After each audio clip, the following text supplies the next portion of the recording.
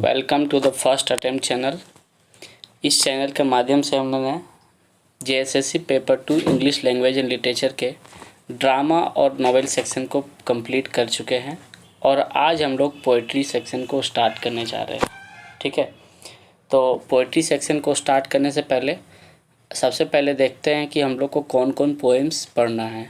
ठीक है, JSSC के सिलेबस में सबसे पहला सोनेट 29 जो कि शेक्सपियर का है, the rainbow, the traveller, lead kindly light जो कि कार्डिनल न्यूमैन का लिखा हुआ है, the splendour falls, O to the nightingale, the hollow man, telephonic conversation और अ रिवर। ये सारे पोएम्स हम लोग को JSSC सिलेबस में कंप्लीट करना है या कवर करना है। ठीक है, तो आज हम लोग स्टार्ट करने जा रहे हैं पहला सोनेट 29। ठीक है, तो सोनेट 29 को स्टार्ट करने से पहले सबसे बेसिक क्वेश्चन होता है कि सोनेट कहते किसको हैं, कि व्हाट इज़ सोनेट। ठीक है, पहला क्वेश्चन तो यही आता है कि सोनेट होता क्या है। ठीक है, तो लिटरेचर में पोइट्री में दो टाइप्स का पोइट्री का डिस्कस किया जाता है या मतलब कि बताया जाता है, डिस्टिंग्विश किया जाता है। पहला टाइप हो गया सब्जेक्टिव, दूसरा टाइप है ऑब्जेक्टिव। ठीक है, सब्जेक्टिव पोएम्स होता है जो कि पर्सनल होता है, थोड़ा सा पर्सनल एक्सपीरियंस से या पर्सनल फीलिंग्स को एक्सप्रेस किया जाता है, वहीं पे ऑब्जेक्टिव पर्सनल नहीं होता है। ठीक है, सब्जेक्टिव पोएम में 4 टाइप्स है, पहला लिरिकल, दूसरा एलेजी, तीसरा सोनेट और चौथा ओड। तो आज हम लोग इसी पर्सनल सब्जेक्टिव पोएम में हम लोग सोनेट को पढ़ेंगे। ठीक है, समझ में आया कि सोनेट क्या है। सोनेट एक सब्जेक्टिव पोएम है। ठीक है, सोनेट 14 लाइन्स का होता है। ठीक है, one of the shortest form of poetry. ठीक है, सोनेट कितने लाइन्स का होता है? 14 लाइन्स का होता है ना। अब ये आयम्बिक पेंटामीटर में लिखा हुआ है, ये चीज़ याद रखिएगा। इसमें अभी हम मतलब कि कभी बाद में इसको बहुत ही अच्छे से एक्सप्लेन कर देंगे, बट अभी याद रखना है कि ये आयम्बिक पेंटामीटर में लिखा जाता है। हालांकि इतना डिटेल में नहीं पूछा जाएगा, तो बस इतना याद रखना है कि 14 लाइन्स का है और आयम्बिक पेंटामीटर में लिखा हुआ है। ठीक है, सोनेट का 2 टाइप माना जाता है। पहला टाइप है इटालियन और पैट्रियार्कन सोनेट और दूसरा टाइप है इंग्लिश और शेक्सपियरियन सोनेट। ठीक है, दूसरा टाइप है इंग्लिश और शेक्सपियरियन सोनेट। ठीक है, जो पैट्रियार्कन सोनेट होता है उसका फॉर्मेट 8+6। ठीक है, ऐसा होता है, एक ऑक्टेव और एक सस्टेट, है ना। 8 और 6 लाइन का होता है, जिसका राइमिंग स्कीम अब्बा अब्बा CDCD। ठीक है, ABBA ABBA CDE CDE, ये इसका फॉर्मेट हो गया इटालियन सोनेट का। ठीक है, वहीं पे अगर बात किया जाए इंग्लिश सोनेट या फिर शेक्सपियरियन सोनेट का, तो इसमें 3 क्वाड्रेंट होता है। क्वाड्रेंट यानी कि 4 लाइन का चौपाई। ठीक है, 3 क्वाड्रेंट होता है और एक कपलेट होता है। कपलेट यानी कि 2 लाइन का दोहा। ठीक है, तो 3 क्वाड्रेंट यानी कि 12 लाइन्स और 1 कपलेट यानी कि 2 लाइन्स। 12 + 2 हो गए 40 लाइन्स। ठीक है, इसका बात करें अगर राइमिंग स्कीम था तो ABAB CD EF GG। ठीक है, देख रहे हैं ना यहाँ राइमिंग स्कीम, लास्ट में राइमिंग स्कीम सेम होता है। कपलेट में लास्ट का राइमिंग स्कीम, लास्ट के 2 लाइन का राइमिंग स्कीम सेम होता है। तो ये था सोनेट के बारे में। ठीक है, क्या क्या चीज़ बताएं हम। पहला चीज़ कि सोनेट एक सब्जेक्टिव पोएम है, 14 लाइन्स का होता है और मोस्ट इम्पोर्टेंटली ये आयम्बिक पेंटामीटर में लिखा हुआ रहता है। ठीक है, सोनेट का 2 टाइप्स होता है, इटालियन जिसको कि दूसरा नाम है पैट्रियार्कन सोनेट और दूसरा इंग्लिश और शेक्सपियरियन सोनेट। ठीक है, चलिए आई होप कि इसका ये चीज़ समझ में आया होगा, है ना। अब बात करते हैं हम लोग सोनेट 29 का, शेक्सपियर के सोनेट 29 का। सोनेट 29 किसका है? विलियम शेक्सपियर का है। ठीक है, विलियम शेक्सपियर ने टोटल 154 सोनेट्स लिखे थे। कितने सोनेट लिखे थे उन्होंने अपने ओवर द लाइफ? ठीक है, 154 सोनेट्स। ठीक है, जिसमें 1 से लेकर के 126 तक किसको डेडिकेट किया गया है? एक यूथ को डेडिकेट किया गया है जिसका नाम मतलब कि मिस्टर WH रहता है। ठीक है, इस 1 से लेकर के 126 को हम लोग यूथ सीक्वेंस बोलते हैं और 127 से लेकर के 156 तक को डार्क लेडी सीक्वेंस बोला जाता है। ठीक है, 127 से लेकर के 156 तक को डार्क लेडी सीक्वेंस बोला जाता है। ठीक है। इनके पोएम्स, इनके सोनेट्स को इन्होंने खुद पब्लिश नहीं किया था, ठीक है, इन्होंने खुद पब्लिश नहीं किया था। 1609 में, ठीक है, क्वार्टो फॉर्मेट में, ठीक है, एक टीटी करके एक पब्लिशर हैं, थॉमस थ्रोप करके एक पब्लिशर हैं, उन्होंने इनके सोनेट को पब्लिश किया था 1609 में, क्वार्टो फॉर्मेट में पब्लिश किया था। क्वार्टो क्या होता है? एक मतलब कि एक टाइप का कह सकते हैं कि फॉर्मेट होता है जिसमें पब्लिश करवाया जाता था एंशिएंट टाइम में, बुक्स एंड मतलब कि बुक्स या जो भी पोएम्स होता था उसको पब्लिश करवाया जाता था, ठीक है, कुछ इस टाइप का ये है क्वार्टो फॉर्मेट, ठीक है। तो ये बस एक फॉर्मेट है, याद रखिएगा, है ना। 1609 में क्वार्टो फॉर्मेट में पब्लिश करवाया गया था शेक्सपियर के सारे पोएम सोनेट्स को। और किसने पब्लिश करवाया था? थॉमस थ्रोप करके, थॉमस थ्रोप करके एक पब्लिशर है, उन्होंने ये सारे वर्क्स को पब्लिश करवाया था, है ना। इनके जो सोनेट हैं उनका जो बेसिक थीम्स है वो है passage of time, love, infidelity, jealousy, beauty and morality, ठीक है। ये उनके सोनेट का थीम है, ठीक है। किनके सोनेट्स का? शेक्सपियर के सोनेट का बेसिक थीम, सोनेट्स का बेसिक थीम कुछ ऐसा था। क्या क्या बताएं? Themes of passage of time, love, infidelity, jealousy, beauty and morality, ठीक है। 126 सोनेट्स जो है एक यंग मैन जिनका नाम WH रहता है उनको एड्रेस किया गया है। और लास्ट के 28 सोनेट्स जो हैं वो डार्क लेडी को, एक डार्क लेडी को डेडिकेट किया गया है, ठीक है, ये याद रहेगा। चलिए यहाँ तक ये था basic introduction about his sonnets, ठीक है। आई होप कि ये आप लोग को समझ में आया होगा, ठीक है। क्या क्या चीज़ बताएं? टोटल 154 सोनेट्स उन्होंने पब्लिश किए थे, ठीक है। 1 से लेकर के 126 तक को फेयर यूथ सीक्वेंस भी बोलते हैं, और 127 से 156 तक को डार्क लेडी सीक्वेंस बोला जाता है। 1609 में सारे सोनेट्स को थॉमस थ्रोप ने पब्लिश करवाया था। उनके सोनेट का जो बेसिक थीम होता था वो passage of time, love, infidelity, jealousy, beauty and morality, ये उनके बेसिक थीम्स होते थे, ठीक है। तो चलिए अब हम लोग आते हैं सोनेट पे, ठीक है। सोनेट 29 स्टार्ट कर रहे हैं।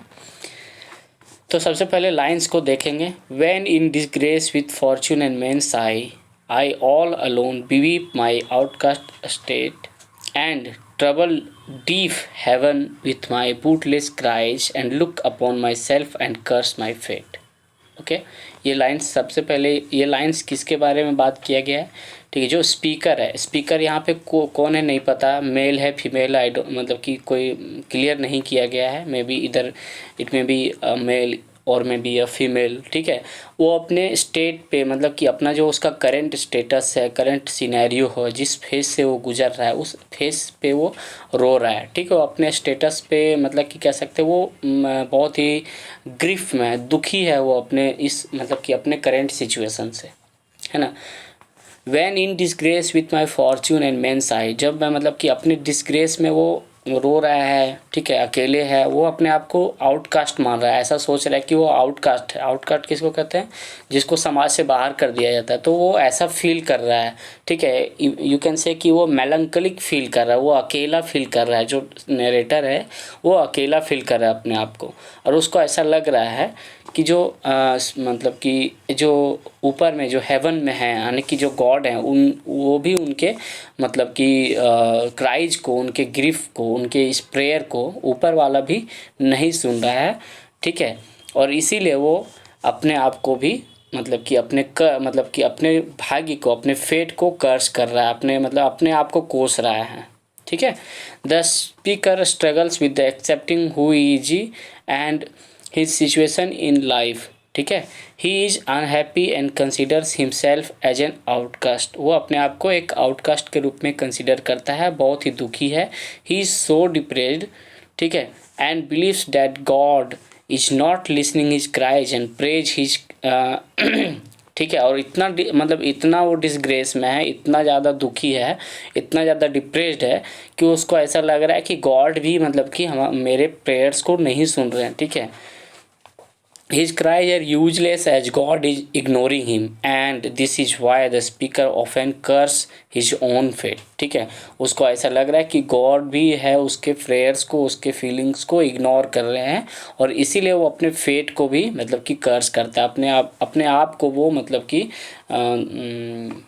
दोषी ठहराता है उसके लिए, ठीक है, नफरत करने लगता है, ठीक है, कि क्यों मेरा ये इस प्रकार का स्थिति है। तो ये स्टार्टिंग का 4 लाइन है। यहाँ पे अगर बात करें तो अगर जो अभी राइमिंग स्कीम बात कर रहे थे तो देखिएगा यहाँ पे, देखिए आइज ए हो गया, स्टेट बी हो गया, ठीक है, फिर क्राइज, आइज और क्राइज मिल रहा है तो ए हो गया, फिर फेट ये हो गया बी, है ना, स्टेट और फेट बी मिल रहा है तो ये इसको राइमिंग स्कीम हो गया ए बी, ठीक है।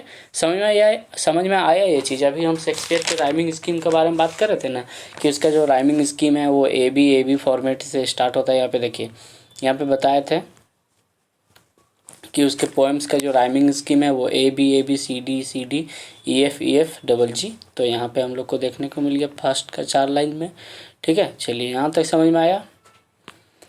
अब बढ़ते हैं आगे। Wishing me like to one more rich in hope, feature like him with friends possessed, desiring his man's art and that man's scope with what I most enjoy contended list, ठीक है।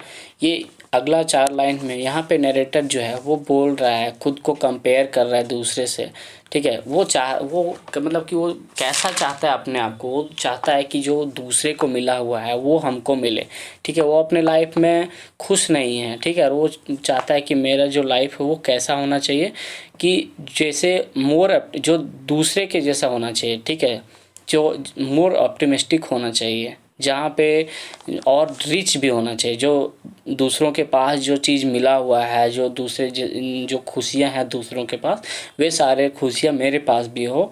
At the same time the speaker is इन्वियस for the wealth, ठीक है, दूसरे के पास जो wealth है उससे भी उसको जलन हो रहा है, ठीक है। एंड फॉर्चून, जो दूसरे के पास वेल्थ और फॉर्चून है इससे उसको मतलब कि जेलसी हो रहा है, एनवियस फील कर रहा है खुद को, ठीक है। वो चाहता है कि वो उसका जो लाइफ है वो ज़्यादा ऑप्टिमिस्टिक हो, वो इतना डिस्ग्रेस में क्यों हो, वो इतना डिप्रेस्ड क्यों है, ठीक है, और इसीलिए वो दूसरे से कंपेयर करता है। The source of speakers enjoyment, even कि उसके जो सोर्स थे जिससे वो इंजॉय करता था, जिससे मतलब कि खुद को मतलब कि इंजॉयमेंट में पाता था, वो भी अब नहीं रहा, वो भी वैनिश्ड हो गया। And he contenting for what he has, ठीक है, और जो उसके पास अभी है उसी के साथ वो संतुष्ट कर रहा है खुद को, ठीक है। ये हो गया सेकेंड पैरा यहाँ पे ख़त्म। आई होप कि ये समझ में आया होगा। अब बढ़ते हैं third para. Yet in these thoughts my self almost displeasing, happily I think on thee, and then my state, like to the lark at break of day arising from sullen earth, sings hymns at heaven's gate, ठीक है। और यहाँ पे जब yet in these thoughts, ठीक है, लेकिन इसके बावजूद भी इन थॉट्स के बावजूद भी ये जो नेगेटिव थॉट्स उनके माइंड में आ रहा है, नरेटर के माइंड में आ रहा है, इन नेगेटिव थॉट्स के बावजूद भी happily I think on the मतलब यू, ठीक है, जब भी मैं तुम्हारे बारे में सोचता हूँ। यहाँ पे कोई भी हो सकता है, चाहे जो स्पीकर को कोई बिलवेड हो सकता है, अगर कोई मेल है तो उसकी बिलवेड हो सकती है, उसका बेस्ट फ्रेंड हो सकता है, या अगर स्पीकर कोई फीमेल है तो उसका कोई लव्ड वन हो सकता है, ठीक है। तो जब भी उसके बारे में सोच रहा है, and then my state like to the lark at break of day arising, जैसे कि लार्क जो एक पक्षी है, सुबह में जैसे वो मतलब कि अर्थ से ऊपर की ओर बढ़ता है, कहने का मतलब कि उसका जो जब भी वो अपने किसी लव्ड वन के बारे में या फेवरेट पर्सन के बारे में सोच रहा है, जो नरेटर जब भी अपने फेवरेट पर्सन के बारे में सोच रहा है या सोच रही है तो एक्साइटमेंट के साथ भर जाता है, ठीक है। तो और उसको ऐसा फील होता है कि वो हेवन के गेट के सामने कोई प्रेयर गा रहा है, कोई हिम गा रहा है, मतलब कि उसको इंटेंस खुशी मिलता है, बहुत ज़्यादा खुशी मिलता है, ठीक है। कहने का मतलब कि इतने सारे प्रॉब्लम्स है उसके लाइफ में, जहाँ पे उसका लाइफ अपने स्टेट को लेकर के हैप्पी नहीं हो, अपने फीलिंग वो अपने मतलब कि उसको जो उसके पास जो है उससे वो खुश नहीं है। स्टिल इस मतलब कि इस दुखी भरे जीवन में, इस मतलब दुखद जीवन में भी जब वो अपने बिलवेड का या फिर अपने फेवरेट पर्सन के बारे में सोचता है या उसका याद आता है तो इसको बहुत ही एक्साइटमेंट से भर देता है, इसको बहुत खुशी होता है, ठीक है, नरेटर को बहुत खुशी होता है। ठीक है।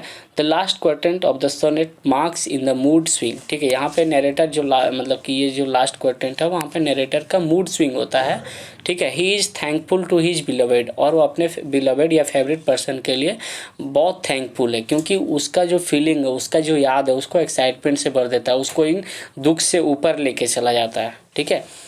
एंड समवन यहाँ पे फेवरेट पर्सन हो सकता है, कोई भी हो सकता है, जिसका याद आना उसको एक्साइटमेंट से भर देता है। And also changes his thought and state of mind, उसका याद मतलब कि उसके स्टेट ऑफ माइंड को भी चेंज कर देता है। The speaker now compares himself with the lark and says that he is filled with fresh energy and thought of his beloved, ठीक है। एक अपने आप को एक लार्क से कंपेयर करता है, लार्क एक पक्षी है, ठीक है, जो कि मतलब कि उससे कंपेयर करता है और वो बोलता है कि मेरा जो फीलिंग है, ठीक है, मतलब मेरा जो थॉट क्या बोलते हैं, जब भी मैं तुमको याद करता हूँ या तुमको याद करती हूँ, ठीक है, तो मेरे जो थॉट है वो मतलब कि वो लार्क की तरह हो जाते हैं, फुल ऑफ एनर्जी, मतलब कि एनर्जाइज कर देता है, एक्साइट कर देता है, ठीक है। और ऐसा फील होता है कि हम मतलब कि ऐसा फील होता है कि हम प्रेयर गा रहे हैं, ठीक है, हेवन के गेट के सामने कोई प्रेयर गा रहे हैं, ठीक है।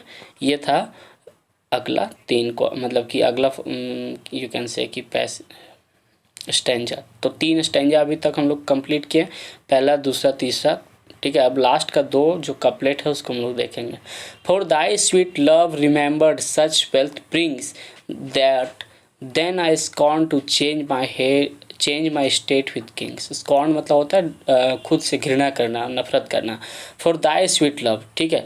और तुम्हारा जो मतलब कि यहाँ पे कहने का मतलब उसी नरेटर खुद उस बिलवेड को या फेवरेट पर्सन को याद करता है और बोलता है कि तुम्हारा जो थॉट है, तुम्हारा जो मेमोरी है, तुम्हारा यू कैन से कि तुम्हारा याद आना ही, ठीक है, हमको एक ऐसे वेल्थ से भर देता है, ठीक है, उस ऐसे वेल्थ से भर देता है कि मैं खुद को नफरत करने लगता हूँ उन राजाओं से कंपेयर किया जाना, ठीक है। जब मैं मतलब कि हम कहने का मतलब हुआ इनडायरेक्टली यू कैन से कि उसको बहुत ज़्यादा खुशी होता है, लेकिन ठीक है, the memory of his favourite person fills with the wealth, ठीक है, बहुत ही वेल्थ से भर देता है, ठीक है। Wealth is here the metaphor of happiness and comfort. यहाँ पे वेल्थ मतलब धन दौलत का बात नहीं कर रहे हैं, ठीक है, वेल्थ मतलब हैप्पीनेस और कंफर्ट के बारे में बात किया गया है।